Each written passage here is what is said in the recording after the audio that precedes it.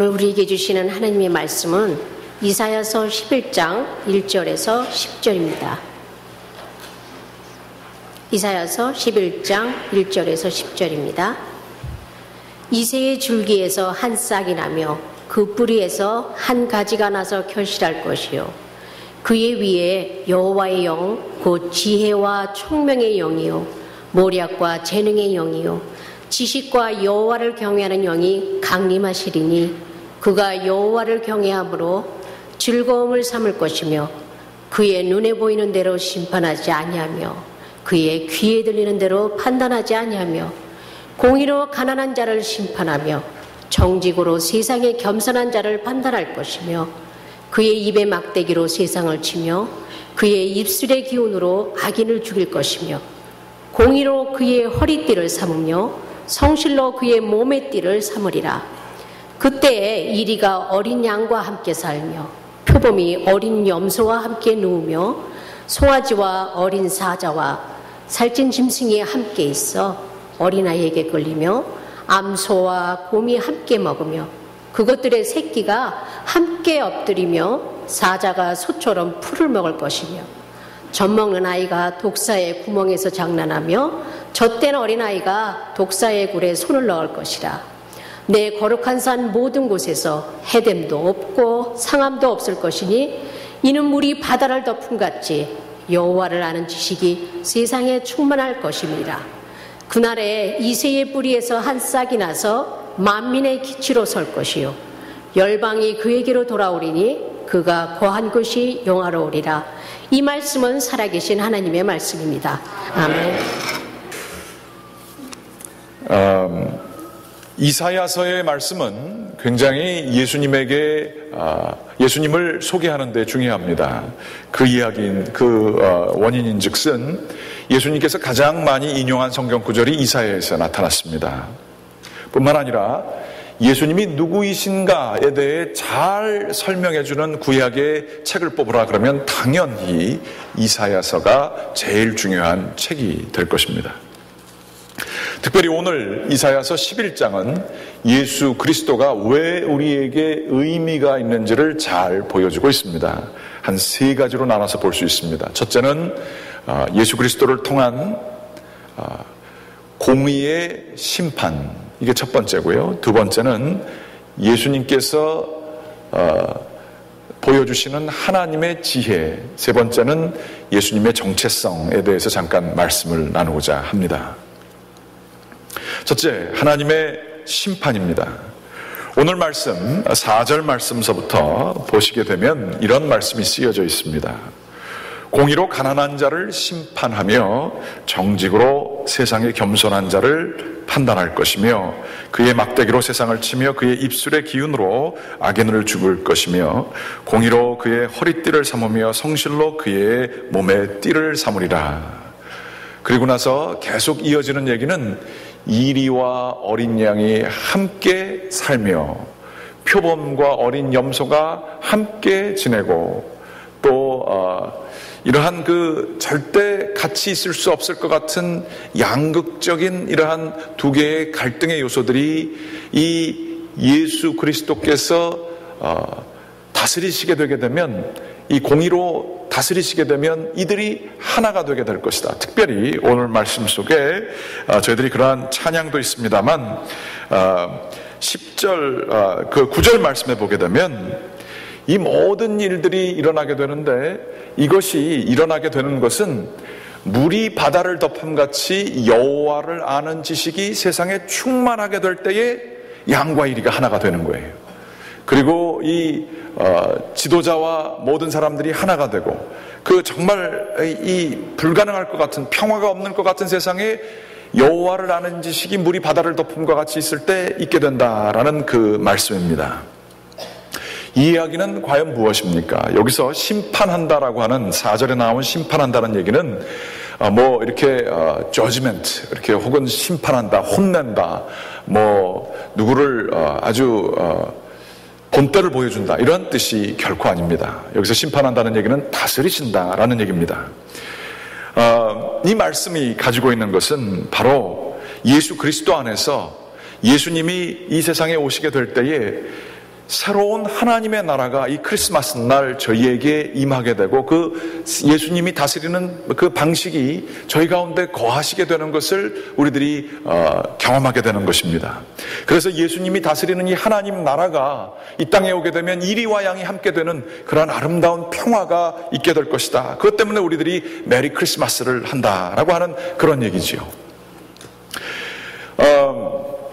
제가 탁구를 굉장히 좋아하지 않습니까? 탁구를 잘 치는데 예전에 제가 교회에서 탁구를 치게 될 때에 제가 어렸을 때도 탁구를 좀 제법 쳤습니다. 그래서 동네 아이들끼리 모이면 제가 늘 탁구를 잘해가지고 얼마나 잘난 척을 했는지 모릅니다. 그러다가 국민학교 때 탁구 선수를 했던 친구가 나타났습니다. 뭐 국가대표 선수가 아니라 국민학교 때 선수였던 친구가 하나 나타났습니다.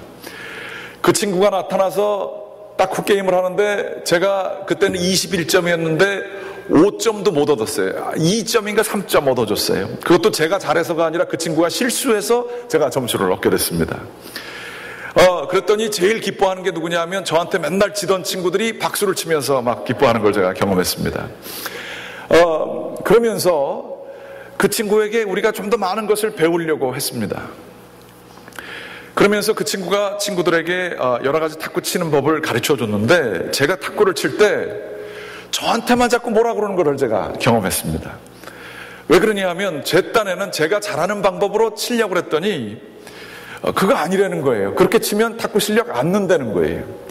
그러면서 차라리 아예 못하는 친구들 보고 좀 이렇게 하면 걔네들은 잘한다고 그렇게 칭찬해 주는 거예요. 그래서 제가 굉장히 마음에 불편하고 그런 것이 있었습니다만 좀 살아보니까 그게 진실이었습니다.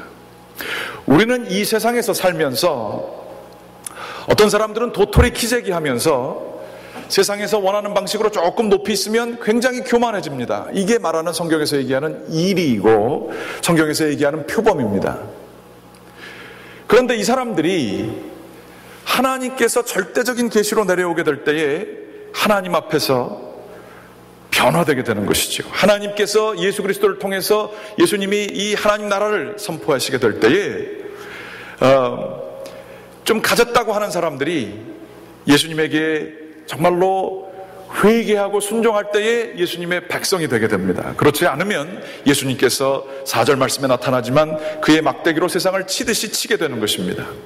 그런데 예수님에게 특별히 총애를 받는 사람들이 있으니 그건 누구냐 하면 정말로 마음이 가난한 자들을 예수님께서 총애하십니다. 왜냐하면 그들은 예수님의 다스리심과 하나님 나라를 기다리고 있기 때문에 특별히 그런 것입니다. 그리하여 물이 바다를 덮음같이, 이게 굉장히 시적인 표현입니다.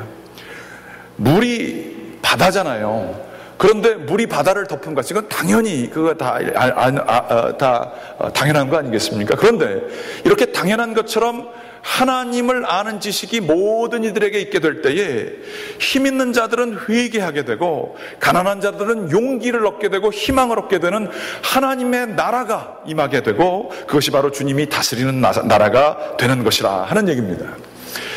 성탄절을 왜 우리가 메리 크리스마스라고 얘기를 할까요? 그것은 바로 이러한 우리가 알고 있는 세상,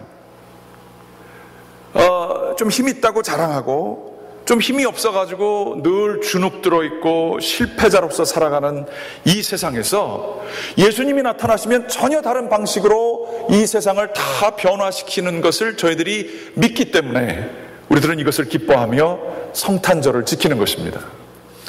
해피 할러데이라고 할 때에 이야기가 여러 가지 메리 크리스마스도 있고 한우카도 있고 뉴이어도 있고 그래서 합쳐가지고 해피 할러데이 쉽게 얘기하는 그러한 장점이 있을지 모르지만 해피 할러데이의 그 해피자는 그냥 이 공휴일이기 때문에 잘 즐겨보자라는 그러한 정도의 얘기입니다.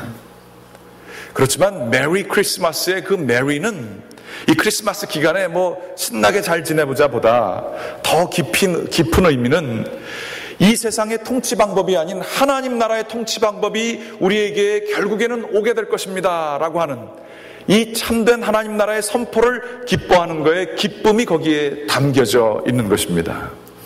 그러므로 우리들이 정말로 인사를 하게 될 때에 가능하면 메리 크리스마스를 하는 게 매우 중요하다, 그렇게 한번 생각해 보게 되겠습니다. 그런 의미에서 좀 진지하게 좀 무게를 실어서 메리 크리스마스 서로 다시 한번 인사해 주시기 바랍니다. 인사 한번 다시 좀 해주시기 바랍니다.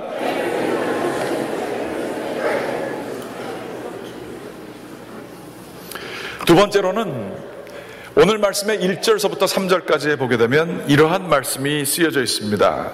예수님 그의 위에 이새의 줄기에서 한 싹이 나며 그의 뿌리에서 한 가지가 나서 결실할 것이요 그의 위에 여호와의 영 곧 지혜와 총명의 영이요 모략과 재능의 영이요 지식과 여호와를 경외하는 영이 강림하리니 여호와를 경외함으로 즐거움을 삼을 것이며 그의 눈에 보이는 대로 심판하지 아니하며 그의 귀에 들리는 대로 판단하지 아니하며 이런 말씀이 쓰여져 있습니다. 우리가 얼마나 세상 살면서 똑똑하다고 하지만 실수들을 많이 하는지 몰라요. 눈에 보이는 대로 판단합니다. 혹은 귀에 들리는 대로 판단합니다. 그 이상의 것을 판단하지 못해요. 그런데 예수님은 누구이신가? 예수님의 위에 지혜와 총명의 영이 왔다고 이야기를 하고 있습니다. 여호와를 경외하는 영이 왔다고 쓰여져 있습니다. 예수님은 눈에 보이는 대로 또 귀에 들리는 대로 판단하지 않고 참된 지혜로서 이 세상을 다스리시는 분이십니다. 이 의미가 뭘까요? 한번 생각해 보십시오. 예수님이 만일 2000년 전에 지금 기독교가 이렇게 왕성하게 되는 것을 지금 이 서구 문명뿐만 아니라 이제는 아프리카, 아시아에서도 기독교가 굉장히 중요한 위치를 차지하고 있습니다. 서구에서는 좀 가라앉고 있긴 하지만 이렇게 이러한 2000년 동안 서구 역사를 이렇게 주도해왔고 지금도 전 세계에서 기독교는 지금도 증가하고 있는데 이것을 예수님이 만약에 목적하시고 계획하셨다고 한다면 여러분이라면 어떻게 하시겠습니까? 과학적인 방법으로 우리들이 그 2000년 뒤에 있을 그리고 이 역사를 주관하는 기독교를 계획한다고 했을 때 여러분은 과연 교육도 못 받은 12명의 제자를 여러분의 팀메이트로 쓰시겠습니까? 혹은 로마 제국의 중심지가 아닌 가장 가난한 곳에서 그것도 아주 보잘것없는 피지배국가 이스라엘에서 그분이 태어나시겠습니까?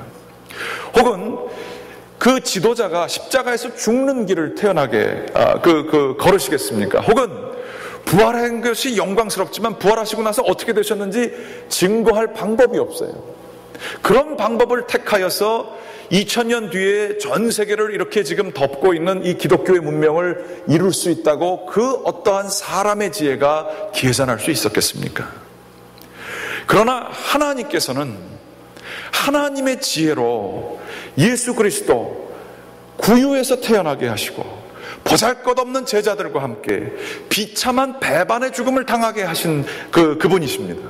그러나 하나님의 이 어리석어 보이는 지혜로 하나님은 놀랍게 역사를 하셔서 지금 주님께서는 이 역사를 주관하고 계심을 저희들이 믿습니다. 이게 놀라운 거예요. 성경 말씀에 보게 되면 이런 얘기가 있죠. 하나님의 어리석음이 인간의 지혜보다 낫다. 하나님의 약함이 인간의 강함보다 낫다라는 얘기가 있습니다. 또 한번 생각해 보시기 바랍니다.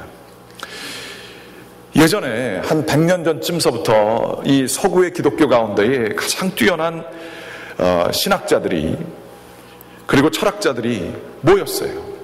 그리고 같이 그 가운데에 어떤 트렌드, 이렇게 방향을 만들었는데 그건 뭐냐면 이 서구 사회의 지성인들이 예수를 믿기가 너무 힘든 거예요. 성경에 너무 말도 안 되는 얘기가 많이 쓰여져 있는 거예요. 기적 얘기를 못 믿겠고요. 그 다음에 성경에 나타난 얘기가 이거 다 옛날에 있었던 우리 한국식으로 얘기하면 호랑이 담배 피던 그러한 얘기 같은 거예요. 말도 안 되는 얘기들이 쓰여져 있는 거예요. 신화 같은 것들이 있는 거예요.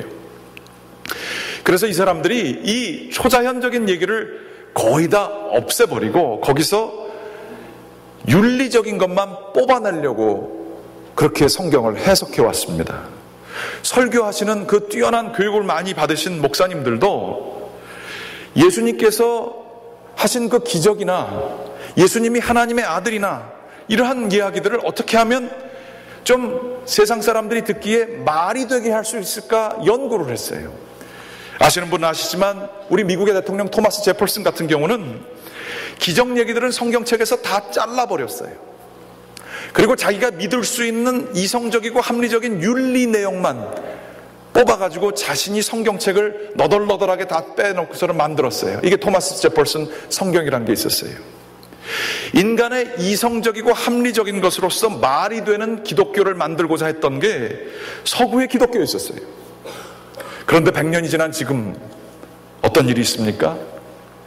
기독교를 말이 되게 하려고 하다 보니까 그 기독교가 말은 됐는지 모르지만 서구 사회에서는 점점 없어지고 있는 것입니다. 그런데 성경 말씀을 그저 순진하게 있는 그대로 다 받아들이고 성령을 그저 감정적으로 좋은 게 아니라 진짜 성령을 그대로 믿고 예수 그리스도가 하늘에서 진짜로 오셨음을 그냥 그대로 믿고 순종하며 살았던 순진한 사람들에게 변화가 일어나기 시작했어요. 한국 기독교가 몇 퍼센트 3.1운동만 있을 때만 해도 1919년만 해도 2%밖에 안 됐다 그래요.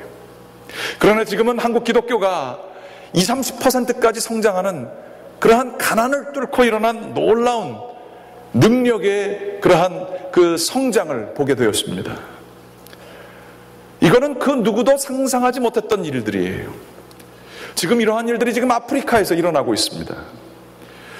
40년 전에는 아프리카의 기독교인들이 약 4%, 5%가 안 됐다고 하는데 지금은 거의 40%에 가깝게 아프리카의 기독교인들이 생겨나고 있어요. 그래서 이 아프리카 사람들 배운 것 없는 같은 사람들이지만 예수 그리스도를 그대로 믿게 될 때 그들은 예수 그리스도에게서 희망을 발견하게 되었습니다. 더 이상 기독교는 서구의 기독교가 아니라 아프리카의 기독교가 지금 돼가고 있는 상황입니다. 뿐만 아니라 중국에서 그 공산주의 밑에서 기독교가 그렇게 지하교회를 통해서 성장하리라고는 어느 사람들도 상상하지도 못했습니다. 공산주의가 오래 지배하고 있었지만 거기에 미국 사람들이나 무슨 기독교 국가가 들어가서 선교사들이 뭘 한 게 없어요. 그러나 거기서 자생적으로 그 언더그라운드 지하 교회들이 지금 너무 많이 생겨져서 그 사람들이 공산당원보다 더 많이 생겨진 거예요. 그래서 그 사람들이 그걸 기독교를 무서워한다고 하는 얘기가 있습니다. 어떠한 지혜로운 사람이 100년 전에 그것을 상상할 수 있었겠습니까? 하나님의 지혜는 정말 우리의 지혜를 뛰어넘는 지혜임을 여러분들 믿으시기 바랍니다. 이래서 우리는 우리의 인생이 힘들고 어렵잖아요. 말도 안 되는 일들이 얼마나 이 세상 속에 가득 차 있습니까? 내가 왜 이런 고난을 당해야 되는지 여러분들 충분히 이야기하실 수 있으세요? 내가 왜 이러한 처지에 놓여져 있는지 여러분들 이해하실 수 있으세요? 하나님이 좀 살아계시면 좀 내가 이해할 수 있게 역사를 좀 해주셔야지 그 일들이 지금 일어나고 있지 않잖아요. 이랬을 때 우리들은 인간의 지혜로 하나님의 지혜를 이해할 수 없기 때문에 실패하고 좌절하게 될 때가 있습니다. 특별히 이성적이고 합리적인 것을 좋아하는 경우에 그렇게 될 때가 있습니다. 그런데 기독교 신앙 중에서 제일 중요한 게 있습니다. 그럼에도 불구하고 믿는 그 믿음이고요. 우리가 이해하지 못하지만 순종하는 순종이 그래서 그렇게 중요합니다. 똑똑한 사람들은 순종하기가 얼마나 어려운지 몰라요. 내 의지에 따라서 그냥 살아가는 사람들은 하나님께 온전히 의지하는 게 얼마나 힘든지 몰라요. 그러나 우리 주 예수 그리스도, 어떻게 하나님이 그 가난하고도 가장 가난한 그 자리에 오십니까? 그런데 그것을 통해서 역사하시지 않았습니까? 하나님께서 전혀 생각지도 못한 가난한 나라와 절대 자라날 것 같지 않은 그러한 공산주의에서 하나님이 그 복음을 일으키시리라고 누가 상상을 했습니까? 그러나 하나님의 지혜는, 하나님의 어리석음, 그것은 우리 인간의 지혜보다도 더 능력이 있는 것 아니겠습니까? 여러분, 그러므로 어렵고 힘든 상황 속에서도 주님을 의지하시기 바랍니다.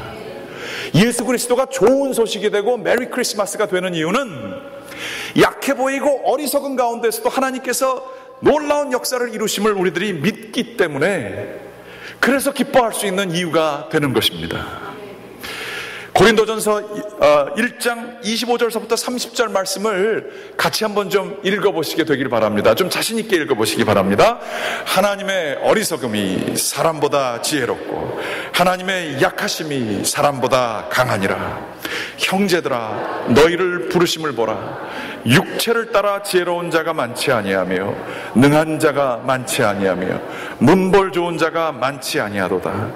그러나 하나님께서 세상의 미련한 것들을 택하사 지혜 있는 자들을 부끄럽게 하려 하시고 세상의 약한 것들을 택하사 강한 것들을 부끄럽게 하려 하시며 하나님께서 세상의 천한 것들과 멸시받는 것들과 없는 것들을 택하사 있는 것들을 폐하려 하시나니 이는 아무도 육체도 하나님 앞에서 자랑하지 못하게 하려 하심이라. 아멘. 여러분, 힘들고 어렵지만 하나님의 지혜를 믿으시고 순종하는 저와 여러분 되시기를 간절히 기원합니다. 크리스마스가 그래서 기쁜 거예요.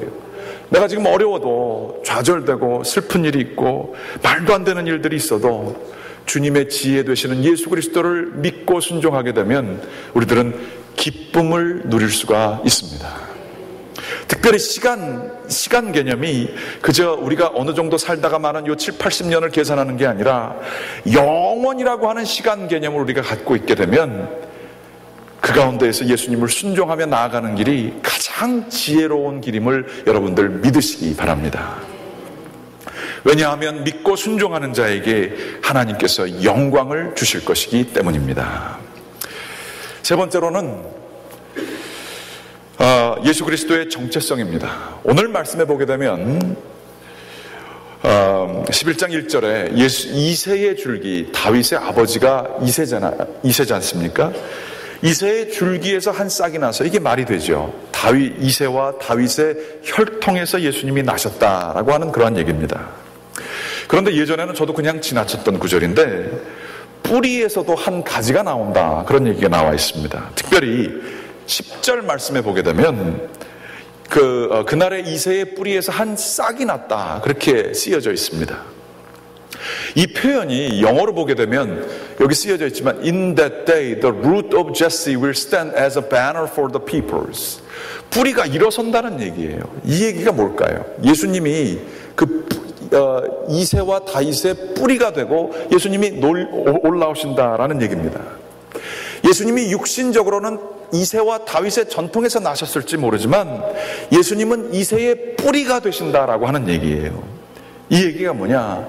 예수님은 육신적으로는 사람인 것이 확실하지만 또한 예수님께서는 이새의 뿌리, 그러니까 그 이스라엘의 뿌리가 되시고 모든 그 통치의 참된 근원이 되시는 분이 예수님이신 것을 여기서 이야기하고 있는 거예요. 지금 숨겨져 있는 왕이지만 그때가 되면 그 뿌리, 근원 되시는 하나님이 The root of Jesse will stand, 뿌리가 일어난다는 거예요. 예수님의 왕권이 일어난다라고 하는 얘기가 바로 여기서 쓰여져 있는 거예요. 그건 다윗의 뒤를 잇는 게 아니라 다윗의 근원됐던 게 드러난다는 얘기가 여기 있는 겁니다. 이 얘기가 뭡니까? 예수님이 바로 인간이시자 동시에 하나님이시다라는 뜻을 갖기도 하고요. 이 모순되는 것 같은 것들이 예수님 안에서 하나가 된다는 그러한 이야기이기도 합니다. 세상의 종교는 인과 율의 종교입니다. 룰이 있고요.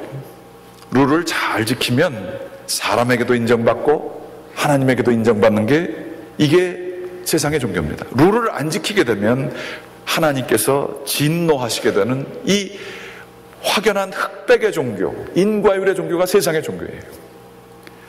그리고 사랑은 그 가운데서 얼마 되지 않아요. 그러나 우리 성탄절 예수 그리스도를 시작한 이 종교는 율법과 이 은혜가 같이 공존해요. 그런데 이 율법을 지키게 하는 것이 인간의 두려움, 이거 잘못하면 지옥에 떨어진다가 그게 아니고 은혜로 받아주시는 거예요. 은혜로. 그게 뿌리예요. 은혜의 통치, 이게 바로 성탄절이에요. 이 얘기가 뭐냐? 우리가 열심히 노력해서 하나님을 찾는 것이 이 기독교가 아니에요. 그게 세상의 종교죠. 그러나 기독교는 하나님께서 은혜를 내려주시사 하나님이 우리 인간을 찾으세요. 인간을 찾아서 우리를 회복시켜 주려고 하는 그 은혜의 종교가 기독교예요. 그래서 그 은혜를 경험한 사람들이 율법을 기쁨으로 섬기게 하는 참된 역설적이지만 놀라운 그것이 바로 이 성탄절, 하나님의 통치 방법인 것을 볼 수가 있습니다. 사랑이 율법을 다 변화시키는 일들이 여기에 있는 거예요. 이 예수님을 경험하면 그럼 어떤 일들이 있습니까? 우리들이 이 세상 살면서 노예처럼 살잖아요. 너무 바쁘게 살고, 남들이 정한 기준에 맞춰서 살고, 남들에게 욕먹지 않으려고 살고, 내가 굳이 원하는 것들이 아닌데도 정신없이 바쁘게 노예처럼 산다고요. 남들에게 사랑받고 인정받기 위해서 우리는 산단 말이에요. 그래서 기쁨이 뭔지도 모르고 그냥 남들이 정해진 거 삽니다. 그런데 예수 그리스도를 만나면 그렇게 노예처럼 사는 게 아니라 노예가 자녀가 되게 돼요. 고아였던 자가 자녀가 되게 돼서 충분히 내가 하나님께 예수 그리스도를 통해서 인정받고 사랑받음을 깨닫게 되면 죽어라 남 눈치 보며 사는 게 아니라, 사람의 눈치가 아니라 하나님 눈치 보며 살아가는 은혜를 아는 자로서 살게 되는 일들이 일어나게 되는 것입니다. 교회 나오는 것도 마찬가지예요. 종교적인 의무도 마찬가지예요. 내가 해야 될 일도 마찬가지예요. 그게 의무가 아니라, 율법이 아니라 은혜로서 기쁨으로 그 모든 일들을 감당할 수 있게 되는 것입니다. 저 사람이 미운 사람이 아니라 내가 그를 불쌍히 여기는 마음이 생기기 시작해요. 내가 정말로 힘들고 어렵게 살아가는 것이 아니라 기쁨으로 살아갈 수 있는 그 기쁨을, 예수 그리스도의 은혜를 아는 사람들은 그렇게 살아가는 줄 여러분들 알고 믿으시기 바랍니다. 예수 그리스도를 만나게 되면 인생이 바뀌게 되어서 정말로 성탄절이 돼가지고 우리의 삶의 부담이나 어려운 것들이 하나님께 다 맡기게 되면 그게 우리 가운데에서 부담이나 어려움이 아니라 기쁨으로 감당할 일들이 되는 줄 여러분들 믿으시기 바랍니다. 이게 성탄절의 의미예요. 하나님께서 이 부족한 나를 사랑해 주시고 붙들어 주시는 그 구원의 기쁨을 받게 되면, 하나님과의 내 관계가 바로 서게 되면 예수 그리스도가 우리 가운데 태어나게 되고 우리의 삶이 변화를 얻게 되는 그러한 일들이 있게 되는 것, 바로 성탄의 참된 의미인 줄을 여러분께서 믿으시고 따르시는 저와 여러분 되시기를 주님의 이름으로 간절히 축원합니다. 아멘. 같이 기도하시겠습니다.